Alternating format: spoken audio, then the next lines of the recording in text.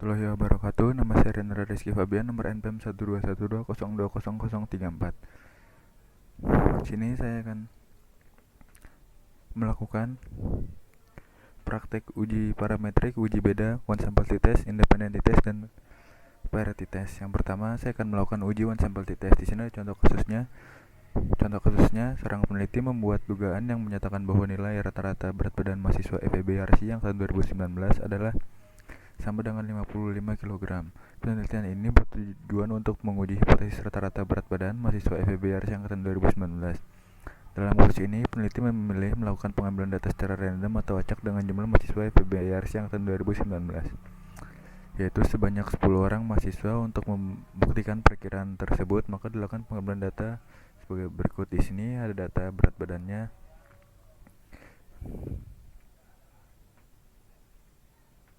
Di sini hipotesisnya H0 rata-rata sama dengan nilai acuan, HA rata-rata tidak sama dengan nilai acuan. Kriterianya, jika T hitung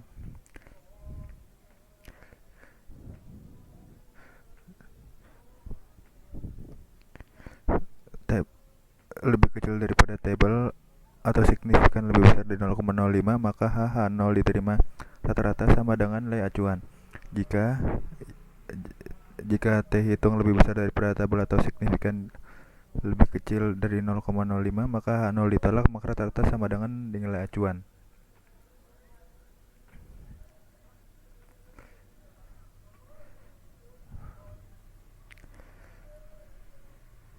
Selanjutnya saya akan membuat ini ke dalam aplikasi Excel agar bisa diimpor ke SPSS. Ini saya sudah membuat datanya ke dalam Microsoft Excel.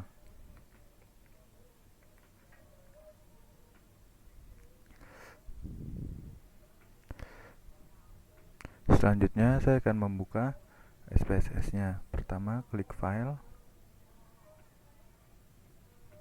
lalu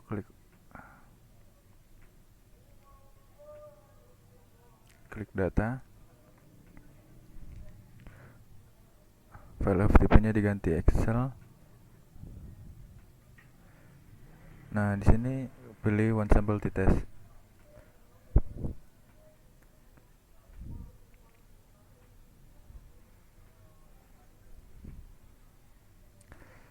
Nah, setelah muncul seperti ini, lalu klik OK. Nah, datanya sudah muncul di sini.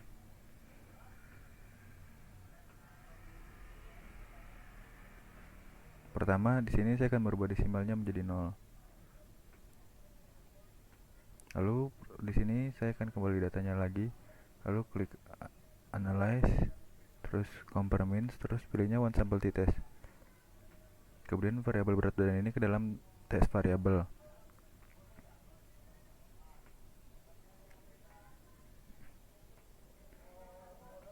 Test value-nya di sini diisi dengan 55 kg sesuai soal. Lalu klik OK.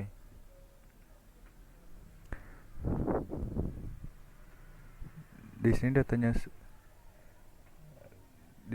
sudah keluar. Datanya ada 10, minnya ada 59, standar deviasinya ada 7,379, standar error minnya ada 2,3333. Di sini kita lihat bisa tabel bawahnya itu langsung kelihatan ke signifikannya yaitu 0,121, yang artinya lebih besar daripada 0,05. Karena lebih besar daripada 0,05, maka H0-nya diterima dan H-nya ditolak.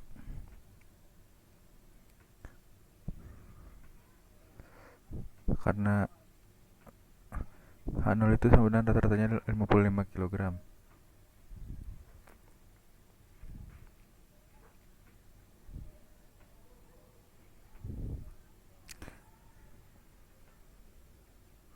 Selanjutnya saya akan ke uji kedua.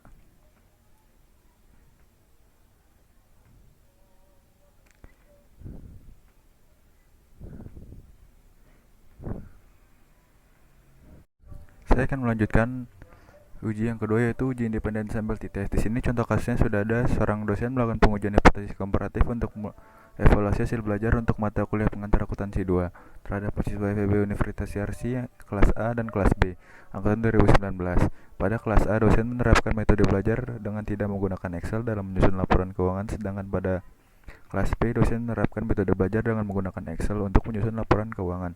Keterangannya data satu kelompok dan data kelompok 2 berupa data hasil belajar mahasiswa yang bersifat kuantitatif dengan sampel tidak berpasangan atau tidak berkaitan satu sama lain. Kelompok 1 tidak menggunakan Excel, kelompok 2 menggunakan Excel. Di sini udah ada contoh datanya. Lalu saya akan memindahkan ini ke dalam Excel. Di sini saya sudah membuat datanya ke dalam Excel, lalu selanjutnya saya akan memindahkannya ke dalam aplikasi SPSS. Lalu pertama kita klik file, klik open, lalu klik data. File of tipenya diganti ke Excel.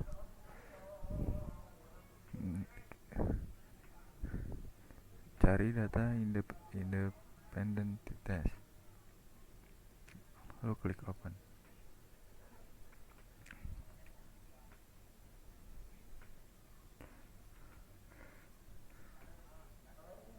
Setelah datanya sudah muncul seperti ini, pertama kita akan merubah desimalnya menjadi 0 semuanya. Setelah lalu pertama klik analyze. Setelah sudah dirubah desimalnya menjadi 0, lalu klik analyze, compare means, pilihnya data independent test. Lalu yang nilainya dikembalikan ke dalam tes variabel, yang kelompoknya dimasukkan ke grup variabel. Lalu di sini define group, yaitu grup satunya diangkat dengan angka 1 dan grup keduanya diangkat dengan angka. Lalu klik continue.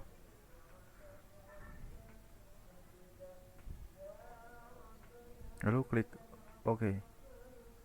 Di sini sudah keluar outputnya, yaitu di sini ada grup, udah muncul tabel grup statistik.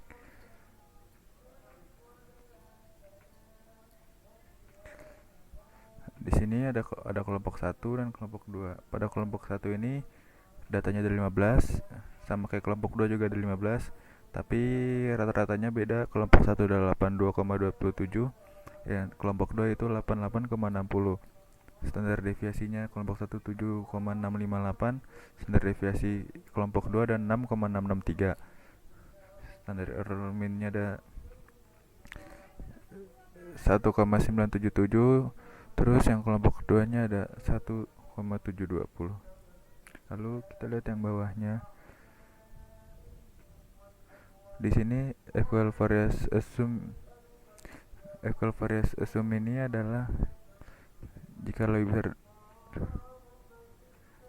signifikan lebih besar daripada 0,5. Kalau equal variance assume ini apabila lebih kecil daripada 0,5. Signifikannya di sini ada 0,582 yang artinya lebih besar daripada 0,05. Karena lebih besar daripada 0,05, maka di sininya equal variance assume.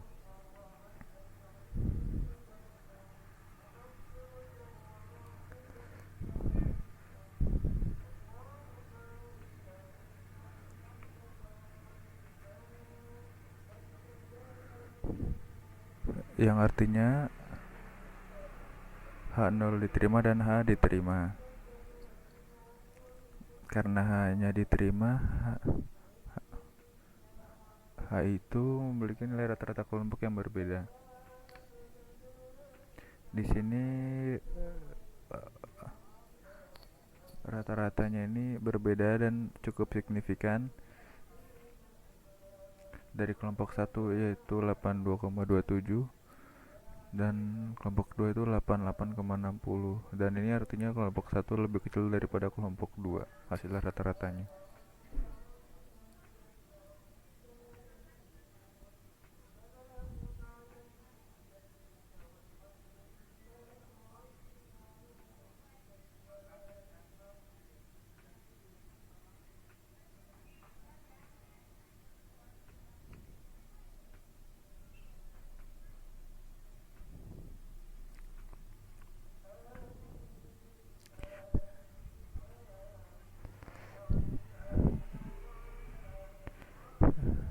Jadi itu kalau ini kelompok dual jadi lebih bagus karena melakukan praktikum, jadi lebih bagus. Kalau yang tidak melakukan praktikum maka nilai rata-ratanya itu lebih kecil.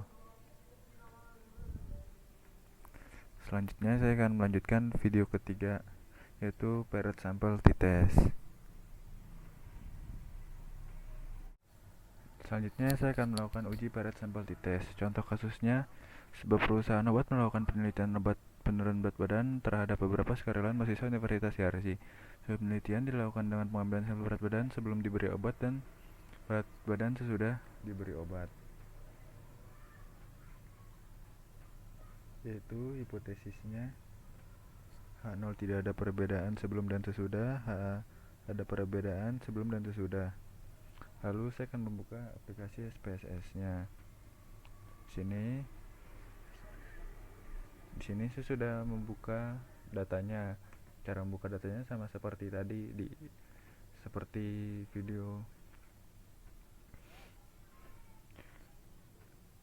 di one sample dan di independent.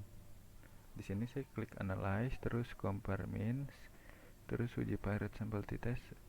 Nah, di sini berat sebelumnya dimasukkan dalam variabel 1, berat sesudahnya dimasukkan ke variabel 2. Lalu saya klik OK.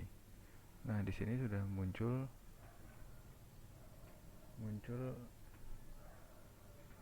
outputnya. Di sini pada tabel pertama yaitu ada paired sample t-test. Berat sebelumnya ada rata-ratanya 6,6,81 dengan jumlah data ada 16, standar deviasinya 6,656. Lalu berat sesudahnya yaitu 6,194, jumlah datanya ada 16, standar deviasinya itu ada 6,403. Yang kedua yaitu paired sample correlation, signifikannya sama yaitu 0,00, correlation juga sama. Ini karena signifikannya 0,00 maka di bawah 0,05. Karena di bawah 0,05 maka H0 nya ditolak dan HA nya diterima. Nah, HA itu atau H1 yaitu artinya ada perbedaan sebelum dan sesudah. Di sini juga kita bisa lihat berat sesudah dan sebelum. Kalau lumayan signifikannya besar, yaitu dari 66,81 ke 61,94.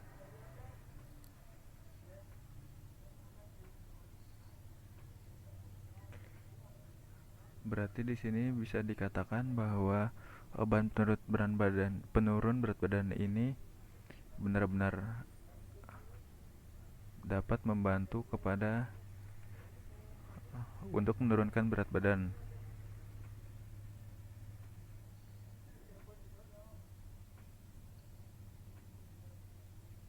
Selanjutnya saya akan mencari statistik parametrik uji ANOVA one way satu arah dan two way ANOVA dua arah.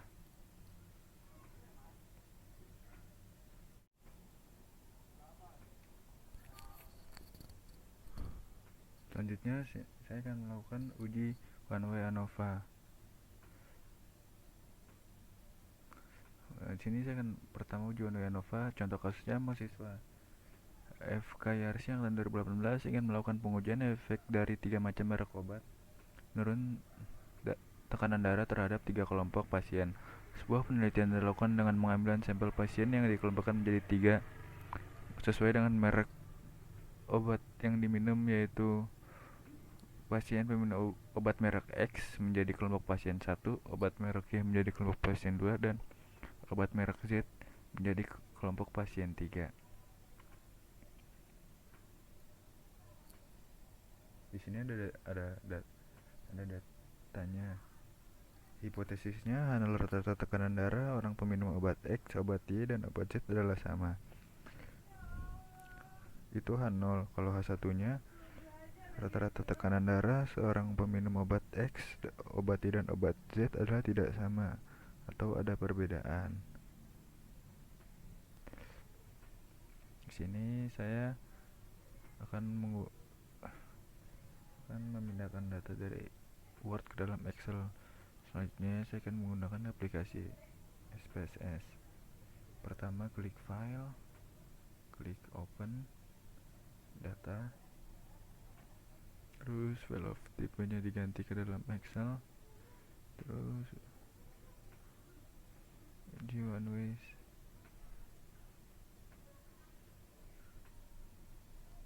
satu arah, lalu klik OK.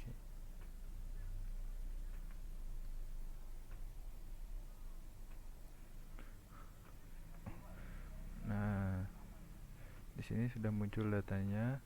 Pertama, desimalnya kita rubah menjadi angka 0.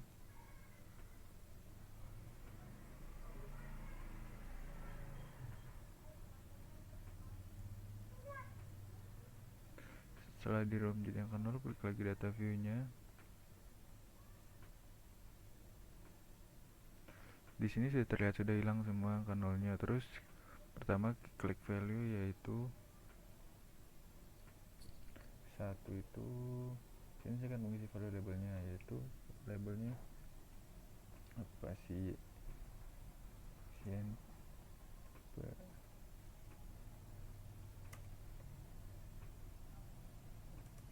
obat X.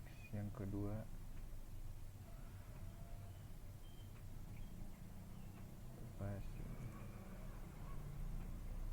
peminum obat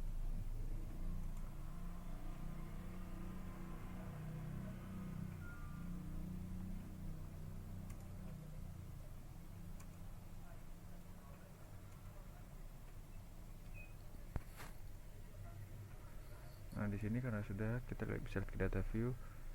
Terus pertama kita klik analyze, terus klik compare means, terus ke one way ANOVA, lalu yang tekanan darah ini masukkan dalam dependent listnya. Kalau pasien ini masukkan dalam faktor,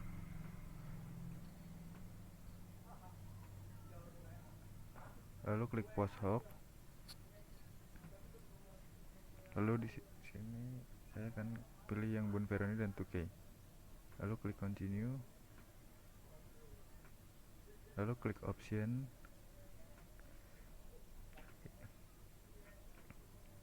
Ini tuh saya akan menghasilkan data deskriptif dan homogeneity of variant test, lalu klik continue, lalu klik OK. Outputnya di sini sudah muncul, ada 3 tabel, yang ada deskriptif, ada tes homogeneity dan ANOVA. Kita lihat di deskriptifnya, yaitu pasien peminum obat X jumlahnya ada 7, rata-ratanya 125, standar deviasinya 10,801. Terus obat Y yaitu 125,00, terus standar deviasinya 12,583. Sedangkan minum obat Z datanya ada 7 juga sama, terus minnya rata-ratanya ada 152,14, terus standar deviasinya yaitu 15,507. Standar kita lihat ke tes homogeneity of variant. Kita lihat signifikannya yaitu 0,708.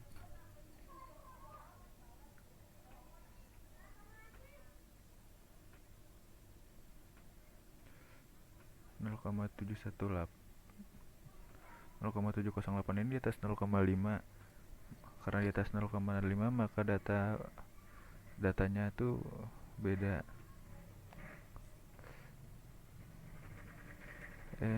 Bukan. Jadi datanya itu sama. Variansinya sama.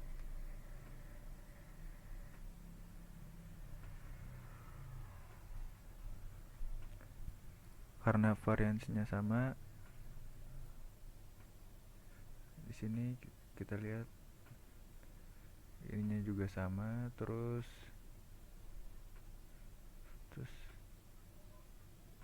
Selanjutnya kita bisa melakukan ke tahap ANOVA.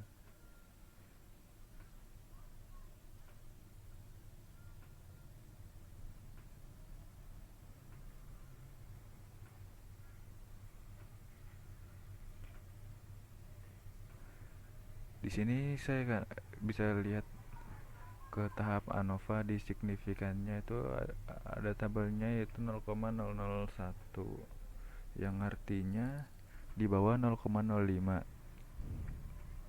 Karena di bawah 0,05 maka H0-nya ditolak dan H-nya itu diterima. Artinya H-nya diterima yaitu rata-rata tekanan darah obat X, obat Y, dan obat Z tidak sama atau adanya perbedaan.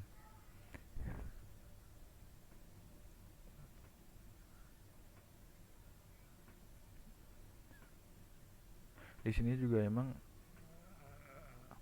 ada perbedaan di peminum obat X, obat Y, obat Z, rata-ratanya juga beda.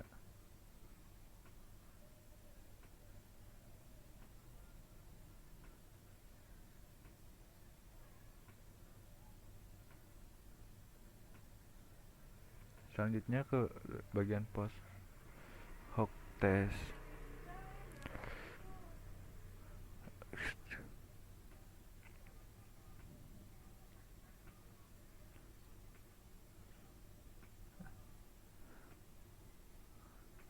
Kalau di sini X dan Y itu sama.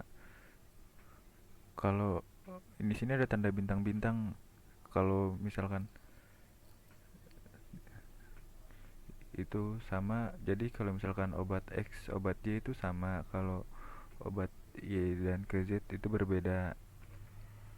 Terus begitupun juga kalau obat X ke dan Z itu juga berbeda. Soalnya di sini juga rata-ratanya sama di obat X dan obat Y. Rata-ratanya sama yaitu 125,00.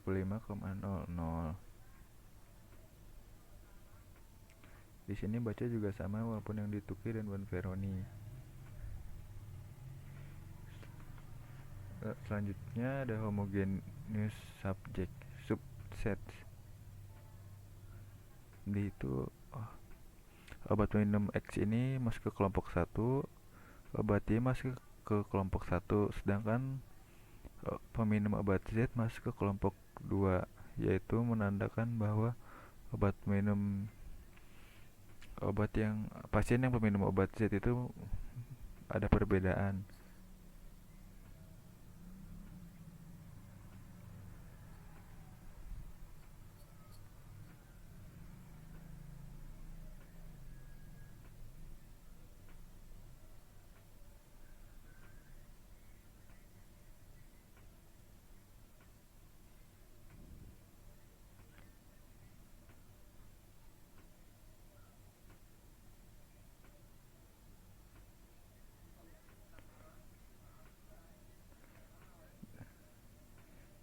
Di sini kenapa bisa berbeda-beda?